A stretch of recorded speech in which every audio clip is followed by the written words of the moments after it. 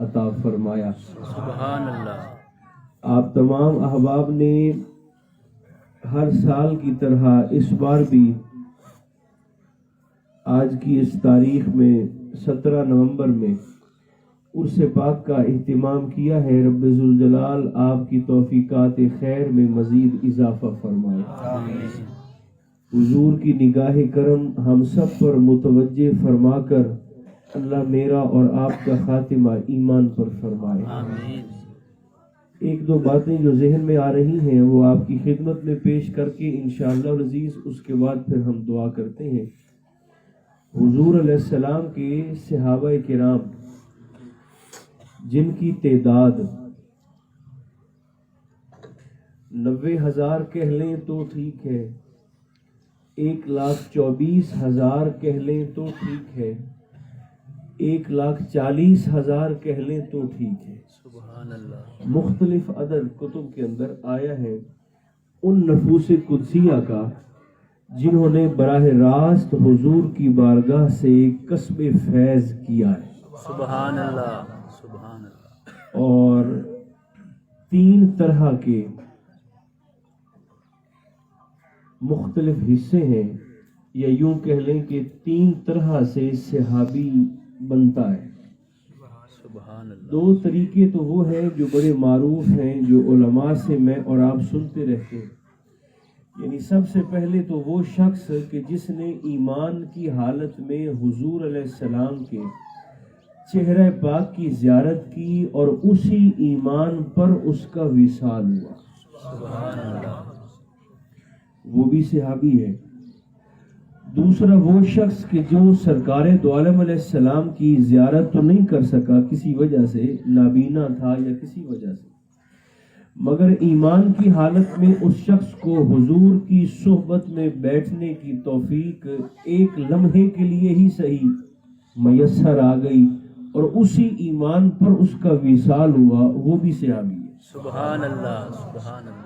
اور تیسرا حصہ اور تیسری قسم وہ ہے کہ ایک شخص ہو صاحب ایمان اور وہ بازار میں کھڑا ہو، اپنے کام میں مصروف ہو، یا کسی سے ہم کلام ہو کر باتیں کر رہا ہو، یا اپنی خریداری میں مصروف ہو، تو اس نے تو حضور علیہ السلام کو نہ دیکھا ہو مگر گزرتے ہوئے سرکار کی نگاہ اس بندے پہ پڑ جائے، سبحان اللہ۔ سبحان اللہ۔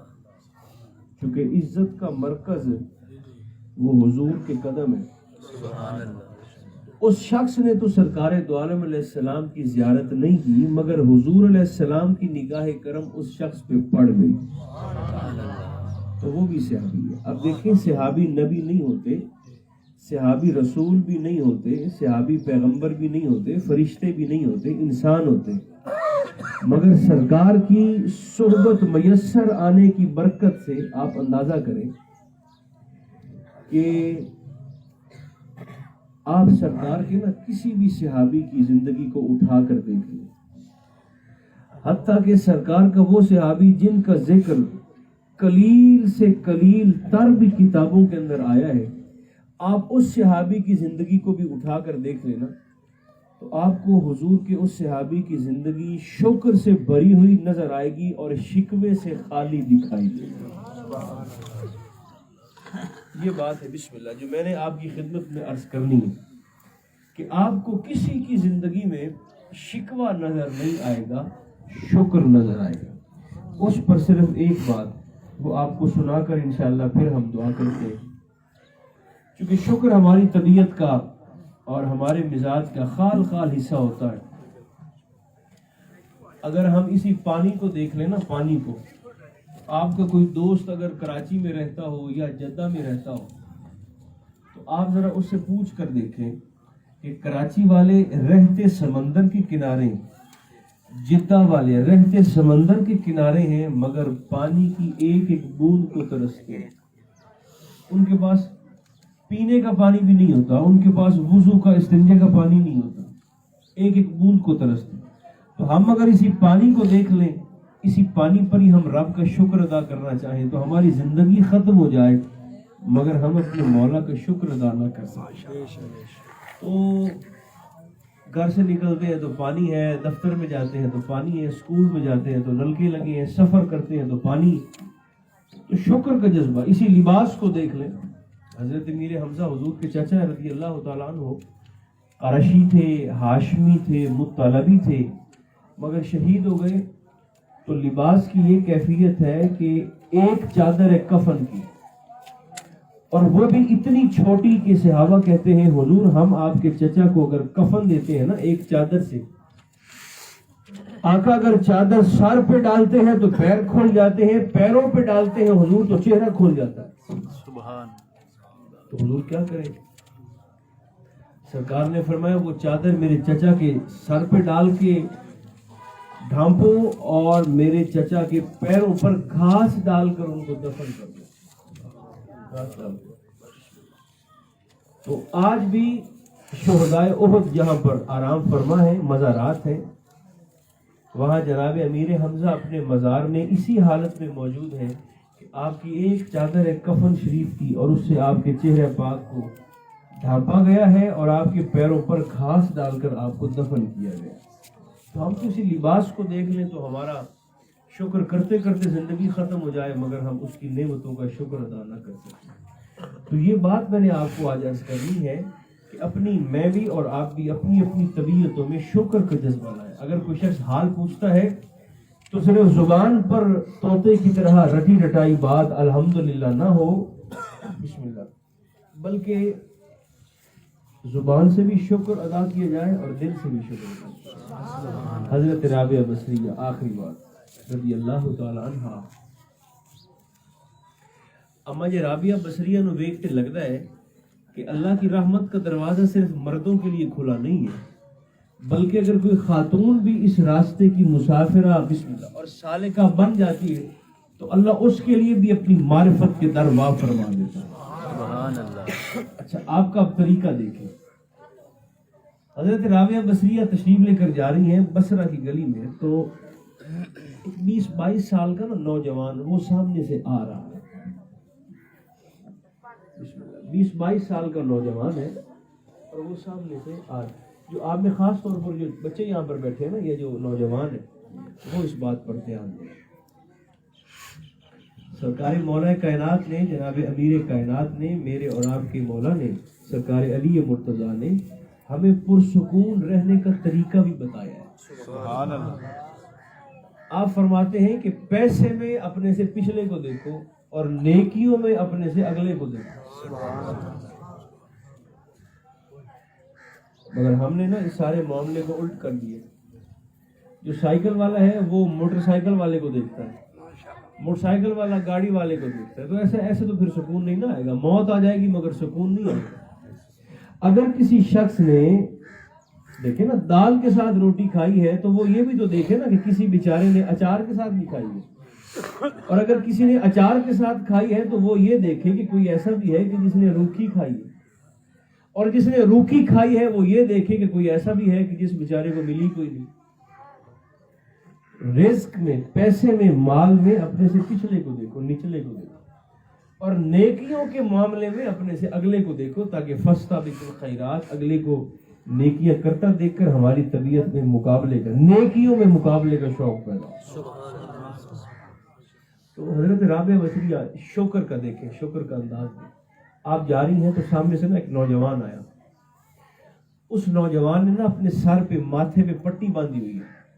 جیسے کسی کے سر میں درد ہو تو خواتین یا حضرات بھی، مرد بھی پٹی نہیں باندھ لیتے، کپڑے کی پٹی. اس نوجوان نے بھی کپڑے کی پٹی ایسے ماتھے پر باندھی ہوئی ہے اور ہائے ہائے کرتا ہوا گلی میں سے آ رہا. تو اما جی رابعہ نے اسے مخاطب ہو کر پوچھا بھائی یہ پٹی کیوں باندھی ہے؟ اس نے کہا اما جی سر درد کر رہا ہے اور درد سے پھٹ رہا ہے، اس لیے میں نے پٹی باندھی. آپ نے پوچھا کہ تجھے آج سے پہلے بھی کبھی یہ تکلیف ہوئی ہے سر درد والی؟ اس نے کہا جی نہیں، آج پہلی دفعہ ہوئی ہے. نوجوان نے کہا پہلی دفعہ.